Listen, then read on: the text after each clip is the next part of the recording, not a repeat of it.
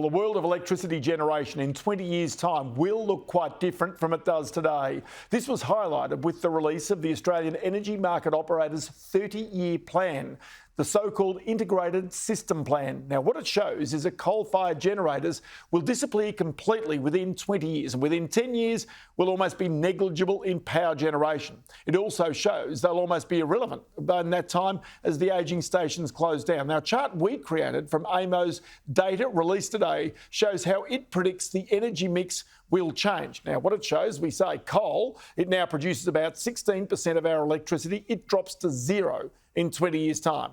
Gas will fall from close to 10%, the various forms, to less than 4%. Hydro will also, surprisingly, more than halve. The big increase will come from wind and solar and so-called distributed PV. That's largely rooftop solar. But the concern is that dispatchable power, that the industry in particular needs assurance. Now, the thing here is dispatchable power falls from 33% down to 18.6% in 2044. But I want to go also to a little of what AEMO Chief Executive Daniel Westerman had to say at his press conference this afternoon. Over the course of the last 2 years, we've consulted extensively across industry. And what industry are telling us, as well as stakeholders and governments, is that 60% of Australia's coal-fired generation is likely to retire by 2030. And so what we're urging for is rapid investment in the generation, renewables and firming that are required to replace those coal-fired power generators, and the transmission that's required to connect that low-cost energy. Australia's energy transition is happening at pace, and we're installing renewables at the fastest pace in the world on a per capita basis. This financial year, we'll have installed 4 gigawatts of renewable generation. That's up from 3 gigawatts the previous financial year and 2 gigawatts the financial year before that. And so the pace is accelerating, and this is the pace that we need to make sure that we are replacing those retiring coal-fired power generators with new low-cost renewable generation, firming generation, and the transmission that's required to connect them.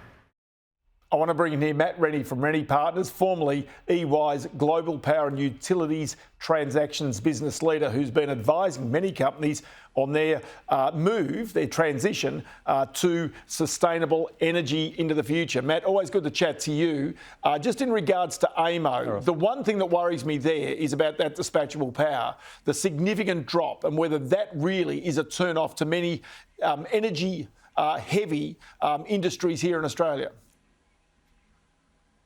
Yeah, well, it's interesting. Certainly the nature of dispatchable power is going to change a lot. So whilst coal will come out of the system, 60% of coal by 2030 and as you say, almost all of it by 2040, we start to see a new role being played by orchestrated distributed energy. So batteries, solar, inverters, control systems, all of which passing electrons to and fro into the system. And also we start to see a role played by electric vehicles as well. So whilst the current form of dispatchable power will be coming out, new forms will be taking their place. Okay, just explain the electric vehicles to me, because I did note that today in this new report from AEMO, and I'm just fascinated as to how they will be a source of stored electricity. Yeah, look, it's interesting. It's one of those things you don't quite expect to see in a future scenario forecast of the electricity system, but vehicles are now very much part of the main game. So AEMO is forecasting that we'll go from a very small number now up to about 11.4 million vehicles in circulation by 2040. And so the nature of an electric vehicle now, I mean, the technology is really moving along. The Formula E electric vehicle races around the world that we see, one of those cars has got enough battery in it to charge a house for 3 days or run a house for 3 days. So the technology is really moving along. And so in that distributed energy model, you've got what you currently have with your rooftop solar and your battery.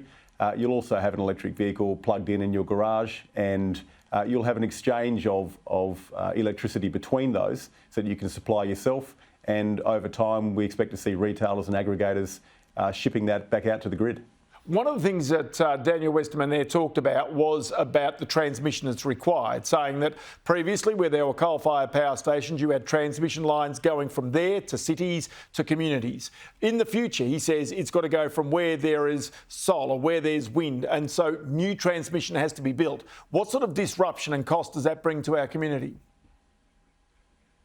Yeah, it's interesting. There's about $12.7 billion worth of transmission investment that's absolutely critical in order to change the system from one where you've got very large power stations which supply electricity to cities to a large number of smaller ones. And so we expect to see a phenomenal change. The New South Wales renewable energy zones, for example, are a good example of the type of investment that is connecting some of these smaller renewable energy plants through a completely new architecture. And so it's certainly it's all being planned, it's all happening. I don't think it'll be too much disruption in the sense that the people who are putting these lines in are generally doing it 3 or 4 years away, and the loads beneath them are completely underwritten. So I don't see too much disruption from a supply perspective from the transmission system. Okay, so in 20 years' time, will Australia have an aluminium industry? Will it have a steel industry? Will it have alumina industries? Will it have a fertiliser industry based on the price of the power? Yeah, it's a great question, and it's very hard to talk about that without talking about net zero commitments and the like as well. Because the question is, will we have a green steel industry? Will we have a green aluminium industry? And certainly in order to make that happen, you need a whole lot of renewable power. AEMO's hydrogen superpower scenario talks about the sheer increase in the amount of renewable energy that we necessary to make that happen. In order to continue to keep those industries competitive, we need very large amounts of renewable energy to come in. We need constant pressure on that price to bring it down, and we need to be sure that there's enough firming capacity there. And that's the only way that we'll maintain competitiveness in that space. Yeah, Matt Rennie from Rennie Partners, many thanks for your time. Always great to have your input. Many thanks, Ross.